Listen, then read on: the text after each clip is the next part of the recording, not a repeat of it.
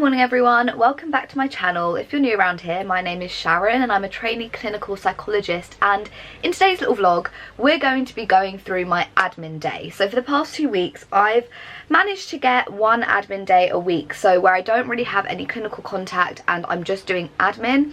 Now there are pros and cons to this. It means that I can kind of chunk all of the admin work that I need to do and I can get into a good flow and I can work from home. But then I guess the cons are that I do have really heavy clinical days, so you know, it depends on what kind of balance you kind of want to get. But for me at the moment this is working really well, and I do appreciate not having to drive in because I am commuting from London at the moment. Yeah, so I'm going to quickly write up a to-do list and I'm going to talk you through all of the different admin tasks that I need to do. I'm going to go through the structure of different letters and how I personally structure them so that you can get a better idea of how clinical writing kind of goes in the service that I'm working in at the moment. So yeah, please don't forget to give this video a like if you want to see more videos like this, and let's just get to work.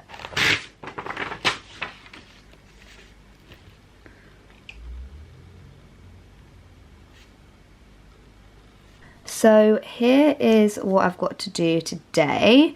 I've obviously left these bits blank so that I can put in the client initials once I've kind of filmed this. So I've got to email a ward update, write my clinical notes from yesterday, sort out a carers group protocol, figure out what I'm going to do for the PowerPoint for my mild cognitive impairment group. I also need to write up a pain formulation for one of my clients, which is something I've never done before, so that will be interesting. And then I've got to write the qualitative part of my neuropsych assessment report, and tomorrow I'll be doing the scoring and full write-up of the report for that neuropsych assessment. So yeah, I've got a busy day. We're not going to be able to get it all done, but I'm definitely going to give it a go. In this email I include any themes from the previous sessions, anything at all to do with risk, and practical things that the client may have mentioned to me in the sessions that need to be passed on to the ward staff. So for example, they might have told me that something has gone missing from their room. I also include any recommendations for the ward at this point in time, and then I let them know what my plans are for the ongoing psychological input. So I always try my best to keep things real on this channel, and I've really struggled with just general productivity and staying on task this week, like really badly. And so I'm not gonna lie, it's been quite a slow morning in terms of admin, but I'm still going with my clinical notes. I'm still using the SABAR technique, so the situation, background, activity, and then recommendations, which I went through in a previous video. But what I'll do is I'll put something on the screen now to show you what I mean by SABAR. It's a formula structure that I've really been enjoying for my notes for placements, just because it's quite quick and it covers everything that it needs to cover, and also it's very clear to other professionals kind of what the plans or recommendations are for kind of ongoing care. So I've just got 2 more sets of notes to do and then I'm going to have my lunch.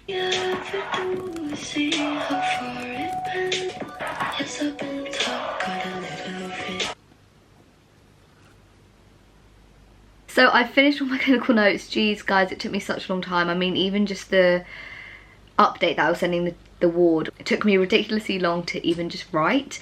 But I'm just going to go through what I normally include, or like the template that I use for writing neuropsychological reports. To make my life easier, I have this little template going on. So we have all of the client's information. Now this report is the one that goes to the team, and then we do another one that is addressed to the client in more kind of like layman language, and also it's written to the client rather than this one which will say Mr. Bob was referred blah blah blah, whereas normally I like writing letters saying like, you know, you were referred to the memory service blah blah blah blah. So we kind of write about the background to the referral. I'm then going to speak about the clinical interview. So in this part I'm just going to think about what they told me about the differences in their cognition and their memory. I'm going to talk about their mood, because obviously mood can impact someone's memory and cognitive abilities. And then I'm going to include medical history. Now this is important for kind of older adults, and also, you know, with dementia being something that can be due to vascular changes, it's really important that we note things like, you know, diabetes, any heart problems, things like that. And then also in this section I'm going to include medication, because some medication can slow people's cognition down, so again it's something that we should include.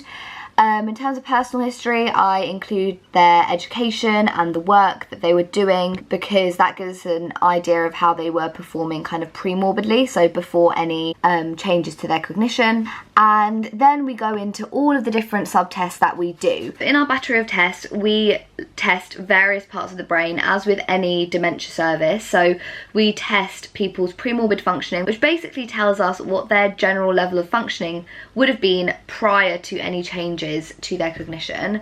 And then we do some tasks around perceptual reasoning, and then also attention, working memory and processing speed. We obviously test memory function, we test executive functioning, language, and then we also give some measures to their carers or family or partner, whoever comes with them, to get a better sense of any functional changes that might have occurred. So anything kind of day to day in terms of how they're functioning, whether that's changed, if there's been any more deterioration, if they've become more dependent on people, things like that. And so we have some measures in relation to that side of things, so we also write about that.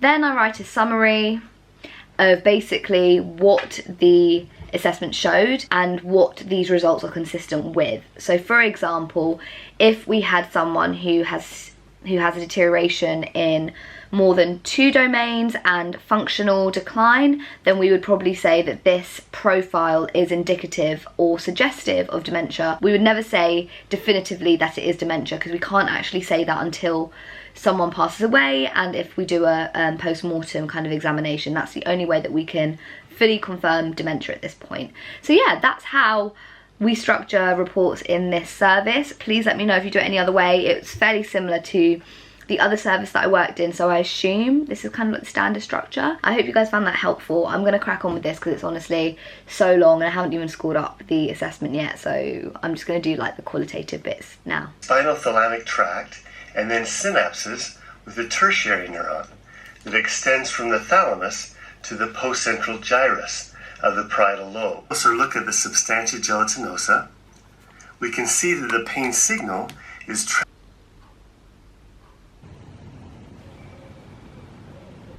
Good morning everyone. I've just got into work, so the last time I vlogged was yesterday when I was doing my little admin day, but as I said yesterday, I need to come in to score some bits for the neuropsych assessment, and then I will continue writing it, and I'll catch up with you kind of once I'm in the office, and then I'm probably going to work from home in the afternoon, which will be a nice change of pace. I went to mini golf, yeah, what's it? Yeah, mini golf. Yeah, I went to mini golf last night, which was really fun, and I think I'm going to try really hard to kind of show more of the work-life balance while on the doctorate, because there's this really like toxic narrative around, you know, selling your soul to the doctorate basically, and I just don't think that's the case, and that's what I'm learning. So yeah, I'll include some clips now from last night of me really badly missing pretty much all the holes, although I did get a hole in once. That's positive. Anyway, I'm gonna head in now, start scoring, and have a good Friday.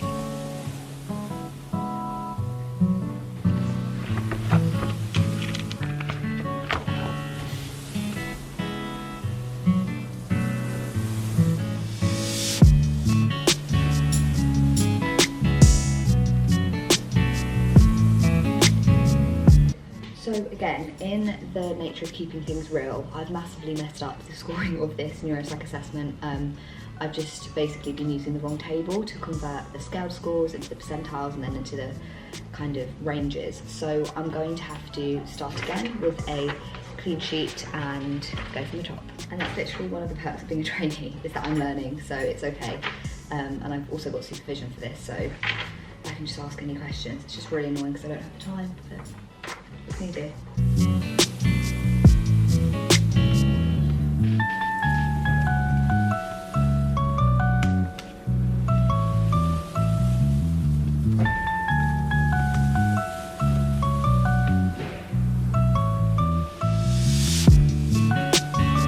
So I've pretty much finished with my neuropsych report now, which I'm so happy with that I finally got done. I just need to add some finishing touches next week, but now I'm working on this pain formulation, which I'm just trying to make it understandable for the person and myself. This person is hard of hearing, so I need to try and bring in some illustrations and things that we can use. So I'm looking at the gate control theory of pain. for this individual, and so I'm just trying to make sense of it in like a psychological way and how best we can use it for planning interventions and things. It's pretty tricky at the moment because it's really new to me, and this is only like one layer to this person's experience, so I'm just trying to be creative and also patient because I'm like trialing out loads of different things and a lot of them aren't working. So this is kind of like the last thing that I've got in my toolbox. But obviously I've got my supervisor there to support me, so we shall see. Finally back at home. I'm really, really tired after that day, well, 2-ish days of admin. I hope you guys found this video helpful. I know I would have found it really helpful as an AP to figure out, sorry, you might be able to hear Milo in the background, but I would have found it really helpful as an AP to have had a video like this where you kind of go through the admin tasks and actually like how you structure them. So if you did find it helpful, please give this video a like and subscribe for more content like this. And until next time guys, I will see you later. Bye.